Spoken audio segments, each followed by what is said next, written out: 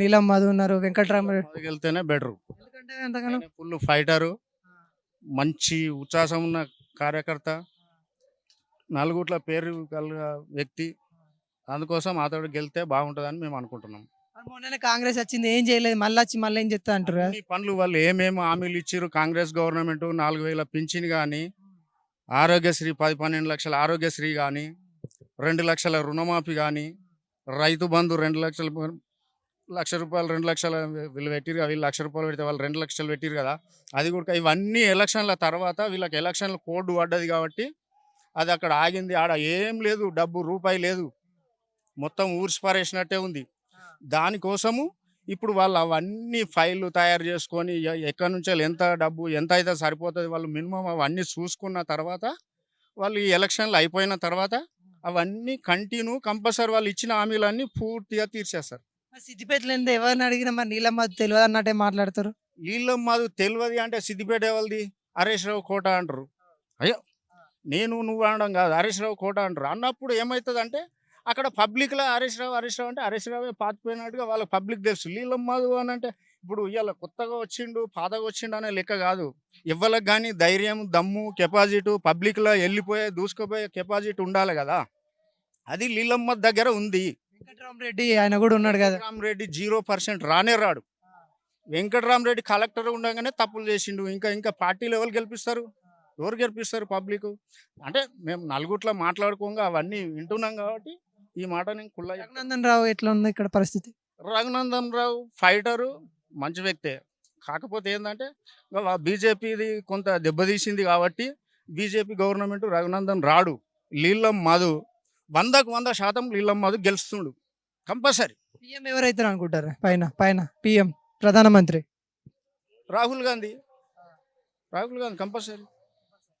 మోడీ అంటారు చాలా మంది. లేదు, మోడీ రాడు. ఇప్పుడు మోడీ రాడు. ఏం చేసిండు మోడీ? మనిషికి 10 లక్షలు జీరో అకౌంట్లు తీరి మనిషికి 10 లక్షలు రేపు పొద్దున్నే మేము వేస్తున్నాము అని చెప్పిండు. రూపాయి అని వేసిండా? వేయలే కదా. మరి మోడీ చేసిన పనులు ఏమున్నాయి? ఆర్థిక వ్యవస్థలో 4 ర్యాంకులు పెట్టిండు కదా. ఏం లేదు, పురుగు పట్టిన బియ్యం ఇస్తారు ఇప్పటికి. నేను ఇప్పుడు బియ్యం షాప్లో ప్రతి ఒక్క రేషన్ షాప్ కాడికి తీసుకుపోతా పురుగు పట్టిన బియ్యం తప్ప ఏం లేదు. ఇప్పుడు మోడీ ఇస్తుండు. మొన్నటిదాకా కేసీఆర్ ఇచ్చి సంవత్సరం కింద బంద్ చేసిండు కేసీఆర్ సార్ కూడా. ఇప్పుడైతే జీరో బియ్యం, అవి ఎందుకు పనికిరావు. గతంలో కూడా కాంగ్రెస్ కూడా అట్నే ఇచ్చిందంట కదా. కాంగ్రెస్ ఉన్నప్పుడు మంచి 64 బియ్యం ఇచ్చిన మంచి కొత్త బియ్యం పోయి ఏడాది స్టాకు 2 ఏళ్ళ స్టాక్ ఇచ్చింది కాంగ్రెస్ గవర్నమెంట్. నేను 40 సంవత్సరాల సీనియర్ కాంగ్రెస్ పార్టీలో కాబట్టి నాకు తెలుసు కాబట్టి చెప్తున్నా నేను. అదంతా వీళ్ళు మధ్యాహ్న ఎవరన్నా తప్పుడు దారు పట్టించడానికి తప్పుడు మాటలు చెప్పడమే తప్ప వేరే ఉద్దేశం కాదు, వేరే లెక్క కాదు. కాంగ్రెస్ గవర్నమెంట్ అంటేనే నియతు గల్ల గవర్నమెంటు. గాంధీ తాత ప్రాణాలు ఓడగొట్టుకున్నాడు, ఇందిరమ్మ ప్రాణాలు ఓడగొట్టుకుంది, రాజీవ్ గాంధీ ప్రాణాలు ఓడగొట్టుకున్నాడు. మన తెలంగాణ కోసం, మన ఇండియాలో మన కోసం ప్రాణాలు తీసుకున్న గవర్నమెంటు కాంగ్రెస్ గవర్నమెంటు. ఏ గవర్నమెంట్ అట్లా ముందు నడిచింది చెప్పండి? నీకు ఎట్లా అంటే వీళ్ళు చేసేటి ఏమో తప్పుడు పనులు చేసారు. కాంగ్రెస్ గవర్నమెంట్ అట్లా చెయ్యది. ఇచ్చిన హామీలు పక్కా తీరుస్తుంది. ఇది ఫుల్ గ్యారంటీ. నా పేరు బుమ్రాజు, మాది ఇబ్రాహీంపూర్ విలేజ్. నేను అన్నీ నిజమే చెప్తున్నా. మా ఊళ్ళే 172 ఓట్లు దొంగ ఓట్లు వేసిరు ఇబ్రాహీంపూర్రా. నేను దొంగ ఓట్లు వేయొద్దు అంటే నా మీద 2 కేసులు పెట్టిరు. ఎక్కడ న్యాయమండి ఇది చెప్పండి? నా దగ్గర లిస్ట్ ఉంది, ఎవరెవరు దొంగ ఓట్లు వేసిరు, ఎవరికి ఎవరు వేసిరు అనేది.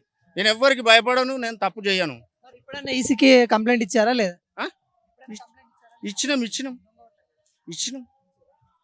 ఇచ్చినాం కానీ ఏమంటున్నామంటే ఇప్పుడు నువ్వు ఉన్నావు, నువ్వు నా మనిషివి, వాళ్ళు నిన్ను 10 రూపాయలు కట్నం ఇచ్చి నిన్ను అక్కడ గుంజుకుపోతారు. నువ్వు నియద్దారు అయితే నా సైడే ఉంటావు. నువ్వు నియద్దారు కాకపోతే నువ్వు అటు సైడ్ పోతావు. అటు సైడ్ పోయినా నువ్వేం సాధించలేవు.